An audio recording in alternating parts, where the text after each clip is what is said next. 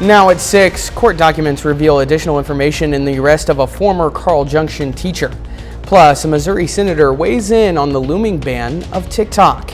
And the Joplin Public Library helps kids with the transition to adulthood.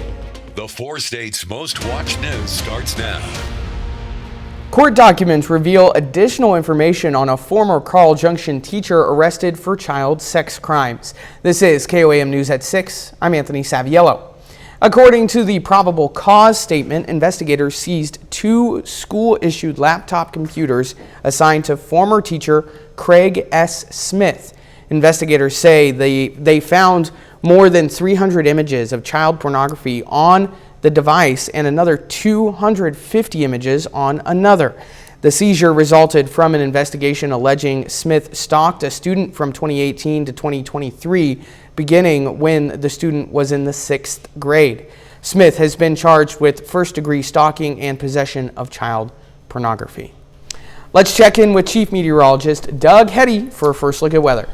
Well, it turned out to be a warmer Friday for us today. Really not that bad, minus the wind, because we had gusts anywhere from, 35 to 40 miles per hour at times. Temperatures right now still are looking pretty good. We are going to be watching a few showers through the evening and then slide back through the 40s. But the cold air, the Arctic air, is going to wait until we get into the early morning hours. So as we go through the night, you can see a wind shift line. That's kind of the first initial little shift that we will see with the winds switching around out of the north, but they're going to be breezy. We're going to have gusts 20 upwards of 30 miles per hour as we go into tomorrow. Plus, when it's much colder, it's going to make it feel much colder. So wind chill factor, or feels like temperature, mid-teens by morning. They don't really go anywhere near 20 as we get into the afternoon, and then bottom out near 0 by tomorrow night. We are tracking some light showers, mainly along and south of the I-44 corridor. Again, not a big deal. These are just kind of shifting through as we go through the next several hours, but you can see still some hit and miss showers late tonight. And then as we go toward the morning hours, temperatures will start to plummet into the upper 20s, and it gets colder as we go through the weekend. We're going to break it all down for you here in just a bit. All right, see you soon, Doug. Authorities respond to reports of a crashed vehicle this morning in Nevada. When they arrived on scene, the Nevada Fire Department discovered a pickup truck had smashed inside of a house. The photograph shows the tailgate of the pickup well inside what appears to be a demolished living room. Crews rescued 1 person, and we were able to provide medical care. This is a developing story. You can find more details as they become available on our website, KOAMnewsnow.com. The Newton County Sheriff's Office announces some changes coming to its website. Beginning this week, the Sheriff's Office will include calls for service, incident reports, and arrests on its website. These reports will be made available to the public on a daily basis, with Monday's reports including information from the weekends. The clock continues to tick toward a national ban of the popular app TikTok.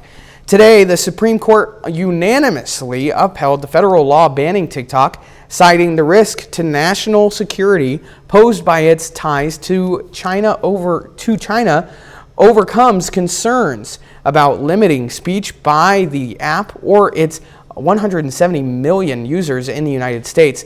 Missouri Senator Josh Hawley, an often vocal critic of TikTok, had this to say about the decision. I think that's good from a rule of law point of view. I thought TikTok's arguments were exceptionally weak. There's no need for TikTok to shut down if China will allow TikTok to be sold.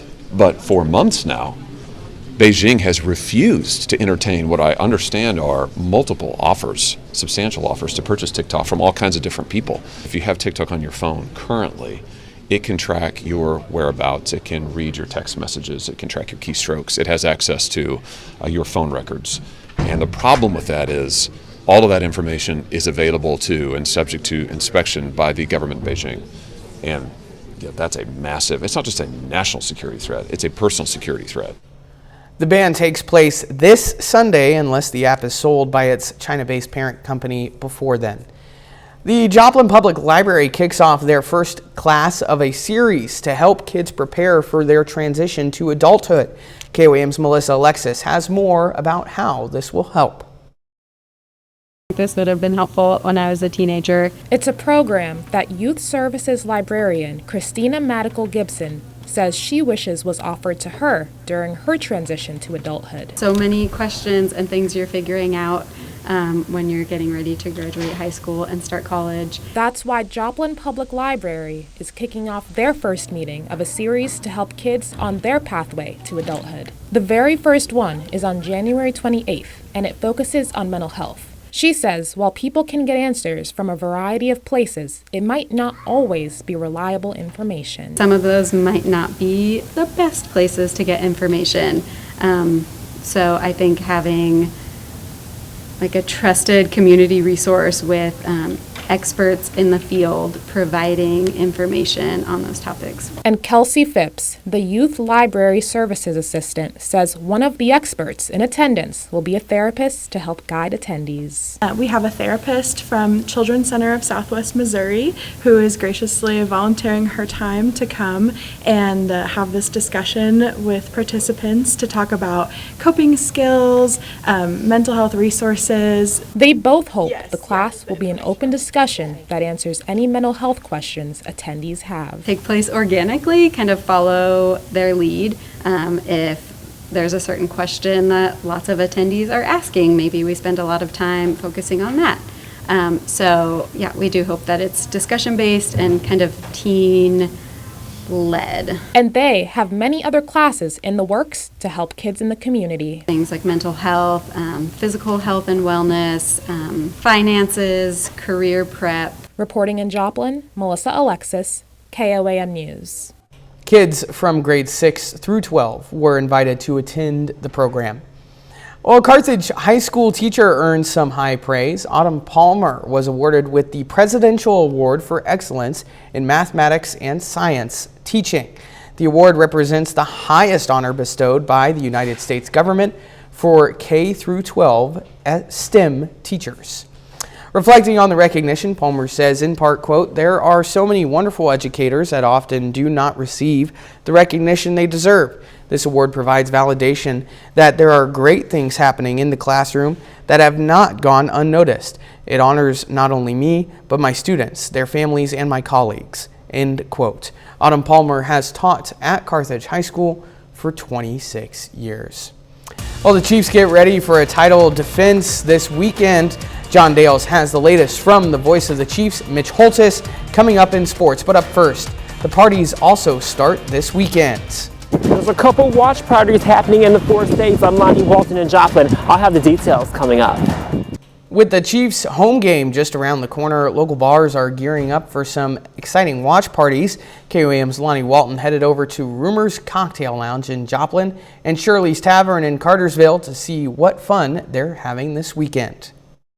Church, and then after church they had a big get together and they had every aunt, uncle, brother, Brock Powell is the co-owner of Shirley's Tavern in Cartersville. He's excited about the Chiefs game this weekend. He's so excited, he says he's having a potluck watch party. My wife and I will cook some food and they'll bring food, and then someone else will bring, cheese dip, and someone will bring the chips, and someone else is going to bring, beanies and weenies. Well, he's not the only one having a celebration for the Chiefs. Shanoa Williams, manager of Rumors Cocktail and Lounge in Joplin, says she's catching all the madness as well. She's having a taco surprise and $2 aluminums, $2.50 on the drafts, and then we'll do $2 Fireball for every touchdown the Chiefs make. Both restaurant owners says it's a family event. You show up, you buy your drink, and then it's all you can eat. It's free, it doesn't cost anything. We don't take any money for that. Speaking of Chiefs, Williams says she likes the Chiefs, but I'm a Dallas fan, so I don't ever really get to make it to playoffs. And for Powell, my wife was already a diehard Chiefs fan, just kind of fell into those shoes. But now I am excited. Chiefs will be my secondary team. I'm hoping for a win tomorrow against the Texans, obviously, but I'm hoping that we get to the Super Bowl, we get that three-peat. Reporting in Joplin, I'm Lonnie Walton, KOAM News. Both restaurant managers say it is exciting to see familiar faces, and if that wasn't enough, there is also going to be karaoke. Well, a little later, some kids in Carthage got a helping hand from a longtime partner.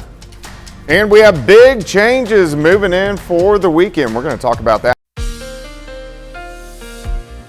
Well, we got all the way up into lower 60s for highs for us today. Sadly, it's not going to stick around. In fact, we're going to go back the other direction. We've had some showers this evening, which you can't see on our Cornell Arts and Entertainment Complex tower cam.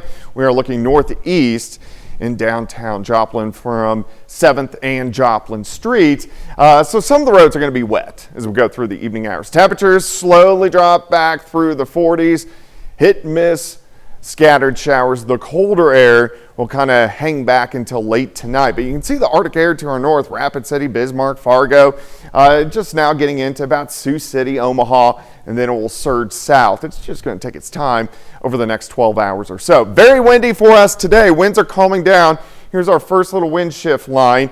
So as that works through, winds are going to switch around out of the north, and it's going to be breezy again tonight into tomorrow. Winds gusting 20 upwards to 30. They come down a little bit on Sunday, but still winds gusting near 20 miles per hour on Sunday.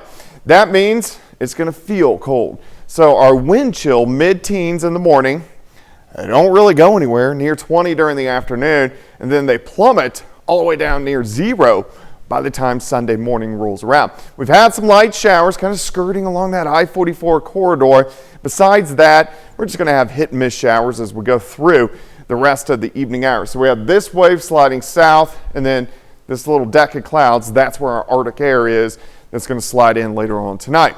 Pretty calm, random shower popping up, maybe a random flake of snow, not a big deal. Temperatures will drop all the way down into the upper 20s. A little bit of sunshine in the morning, clouds increase, and then some very light snow showers. We'll try to get in here tomorrow afternoon into tomorrow evening. I don't think this is going to be a big deal, but just to be on the safe side, we're going to go with minor accumulations. With the wind, I think it's going to be blowing around a little bit, and a lot of you won't see anything, but the farther south you live, the better chances for some light snow showers. We get back to sunshine on Sunday, but again, temperatures are going to be cold. We're only going to be into lower 20s for highs, and then we plummet again as we get into Sunday night. All right, so we're going to go with minor snow accumulations Saturday afternoon, Saturday evening. So that means if you get anything, a dusting, 1/4 of an inch, 1/2 inch tops. But of course, we'll keep our eyes on it. Breaking down the weekend, 32 for a high, only 25 on Sunday with partly sunny skies.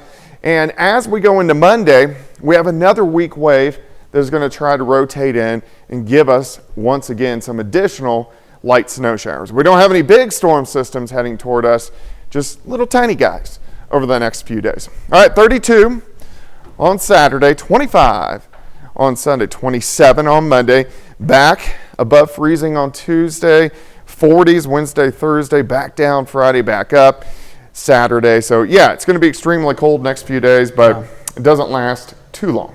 Thank God for that. Yeah. For sure. All right. Thanks, Doug. Still ahead, Mitch Holtis previews tomorrow's AFC divisional playoff game between the Chiefs and the Texans. And the NCAA introduces multiple rule changes at the Division II level. John Dales has those stories and more up next in sports.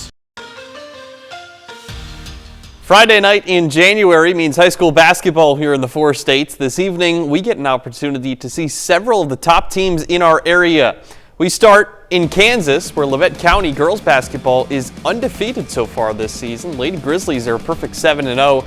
That has them atop the Class 4A standings. Tonight, they travel to Pittsburgh and face the 3-3 Purple Dragons. Meanwhile, at Colgan High School, the Panthers play host to Carl Junction, who makes the trip across state lines. The Bulldog boys team is 11-4 so far this year. Then in Missouri, Nevada boys basketball brings its 9-2 record on the road for a big-time battle against Class 6 opponent Joplin. Now, we've seen the Eagles a couple of times this year, most recently advancing to the championship of the Kaminsky Classic Tournament. We'll have all these highlights tonight at 9 and 10. Well, the NCAA Division II business session concludes this morning, and several proposals get passed, which will shape the future of collegiate sports. Now, we'll start with Proposal 2025-5. That states student athletes in their initial year of enrollment at a Division II school can participate in up to 30% of their games or competitions without using a season of eligibility. Now, what's that mean for Missouri Southern and Pittsburgh State? Well, freshmen get the chance to play in more games or matches while still being able to use a red shirt for that season.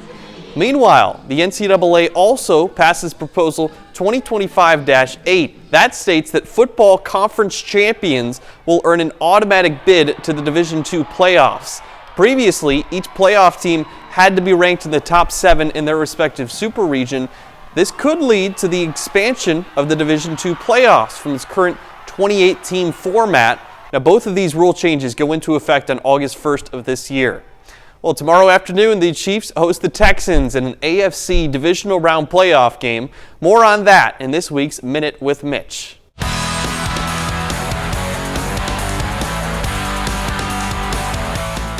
This week, the quest for the three-peat takes the next turn.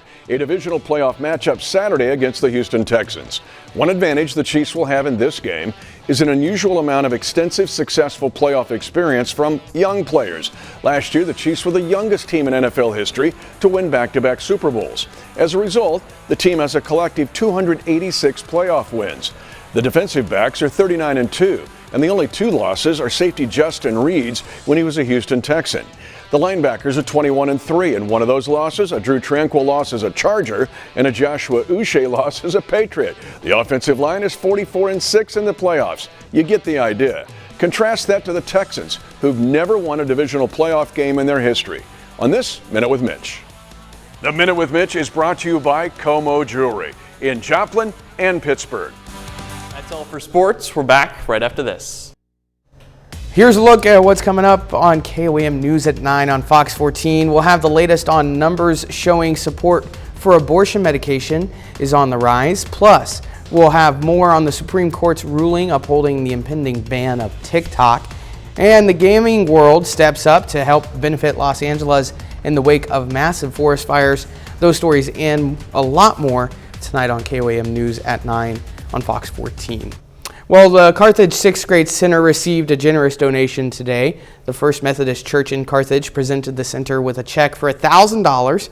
The center says they already have plans for how they will use the money. The church says the occasion underscores its long-standing partnership with the center. Because we believe that our role as a Methodist church has been here for over 130 years. Our role is to do what we can to love our neighbors, for the transformation of the world, so we can all live in a kinder, more beautiful place. The church has supported the center's pursuit of education in many ways, including tutoring, activities, snacks, and financial support. Well, it was nice having a little bit of a break from the cold weather, but that's not going to last. Yesterday we were in the 50s, today into the lower 60s, but we go the other direction, only 32 tomorrow. We are going to have some light snow showers during the afternoon into the evening hours, only 25 on Sunday, and then again, some light snow showers picking back up on Monday. We do warm up second half of next week. All right, and a final sports note. Like I was talking about earlier, we got a lot of good high school basketball tonight. It's not often that you get to see a Class 5 school from Missouri against a Class 2A school from Kansas. That's what we have tonight with Colgan against Carl Junction. Should be some good games. Yeah. All right. Well, thanks for watching. We'll see you right back here at 10. Until then, have a great night.